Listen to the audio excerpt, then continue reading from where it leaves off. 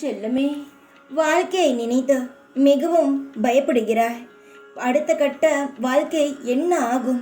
இதுவரை நடந்துவிட்ட வாழ்க்கையை எப்படி சமாளிக்கப் போகிறேன் என்ற எண்ணமும் கவலையும் உன் மனதில் இருக்கிறது. உன் வாழ்க்கையை நினைத்து கவலைப்பட வேண்டிய எந்த ஒரு அவசியமும் கிடையாது. ஏனென்றால் உன் வாழ்க்கையானது சரியான பாதையில்தான் நகர்ந்து கொண்டு இருக்கிறது. எந்த ஒரு தவறான பாதையிலும் அது செல்லவில்லை.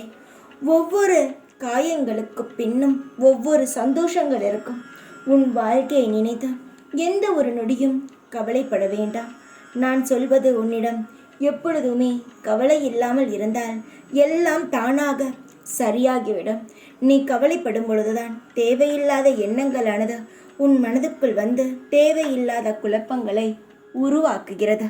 அப்பொழுதுதான் இன்னும் அதிகமான கவலைகள் உன் வாழ்க்கையிலும் உன் மனதிலும் தோன்றுகிறது.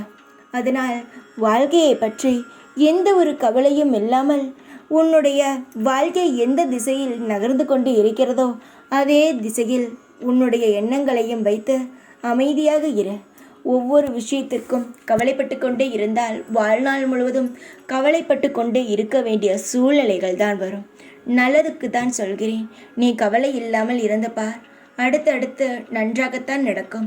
ஒரு விஷயத்தில் நீ முழுமையாக மூழ்கி இருக்கும் பொழுது அதில் நிறைய பிரச்சனைகள் வரும். ஆனால் அதையே நீ சாதாரணமாக அந்த பிரச்சனை எடுக்கும் பொழுது அந்த பிரச்சனையே இல்லாமல் சந்தோஷமான வாழ்க்கை உருவாகும். கவலை இல்லாமல் சந்தோஷமாக குடும்பத்தோடு நிம்மதியாக இரு. சந்தோஷமாக இரு. வாழ்க்கையை நினைத்து கவலைப்பட வேண்டாம்.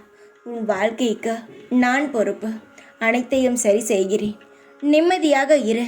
கவலையை தூக்கி எறிந்துவிட்டு சந்தோஷமாக இரு. எப்பொழுதும் உன் கூடவே இருப்பேன் நான். ஓம் சாய்ராம்.